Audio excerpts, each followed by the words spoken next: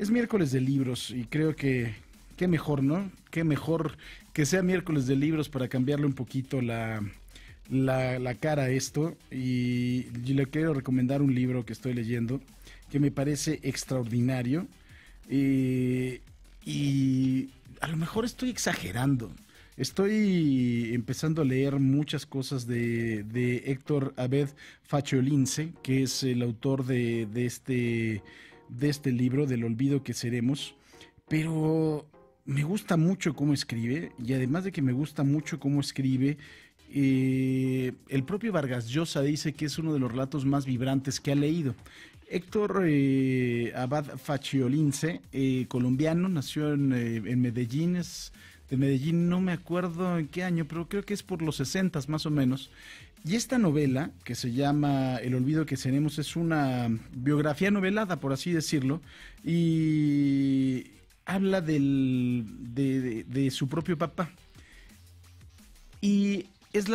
obviamente la descripción de su vida novelada, pero es una descripción extraordinaria. Usted imagine un niño, es de 1958, él nació. Un niño que nace en el seno de una familia con muchas hermanas, es el único niño. Su padre es un profesor universitario, es un profesor de medicina, y él lo que lucha en la universidad es por instaurar la cátedra de salud pública.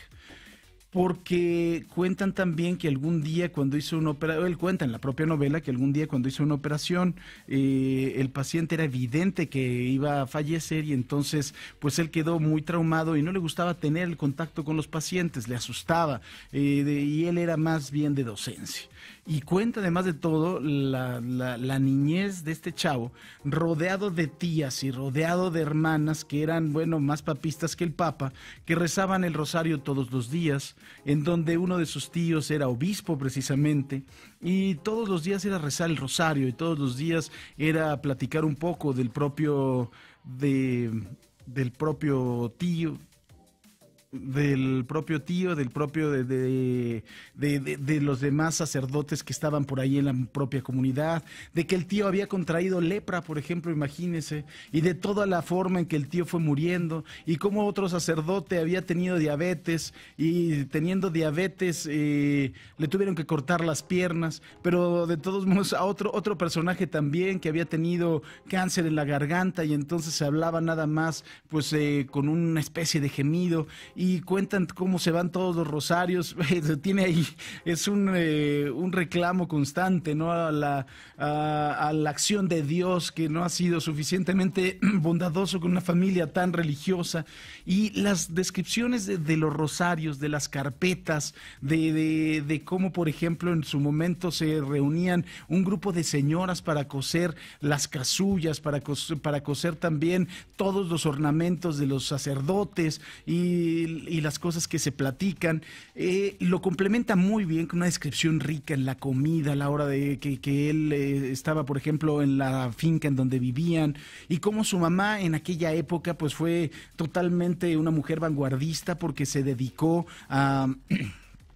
ser administradora de un condominio, y después empezó a poner un negocio de administración de condominios, y empezó a tener más dinero porque su esposo era mucho más proclive a andarle prestando dinero a los alumnos que no tenían para comer, que sabía que nunca se los iban a pagar. Y como además de todo, en algún momento con los cambios políticos en Colombia, él era más bien de izquierda, pero de una izquierda moderada, y cómo estuvo siempre entre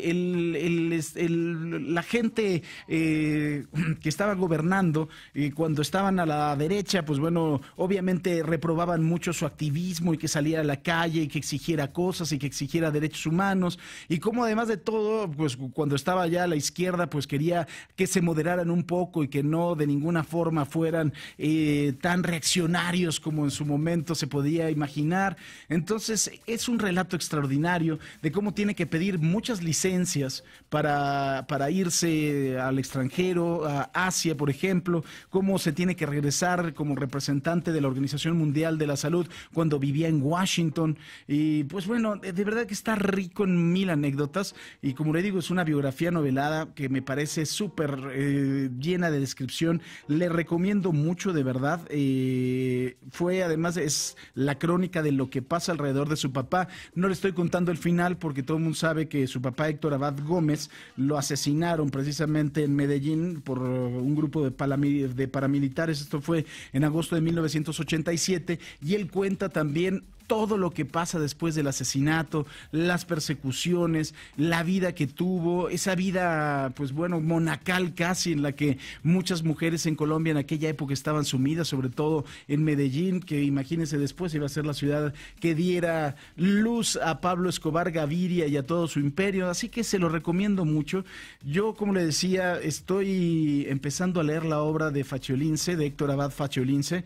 y me parece que tiene todo para ser el nuevo García Márquez colombiano, ¿eh? Me parece que tiene absolutamente todo, y yo le recomiendo mucho esta novela, El olvido que seremos, que habla de su propia vida, una biografía novelada de su vida, de la muerte de su padre. Lo va a disfrutar muchísimo si le gustan las descripciones, la vida en otra época, en una ciudad que hoy en día es una ciudad, en aquel entonces no lo era tanto como Medellín. Le recomiendo muchísimo, de verdad, este libro, El olvido que seremos. Y qué bueno que es miércoles, porque así no tenemos más que hablar ni de política ni de violencia.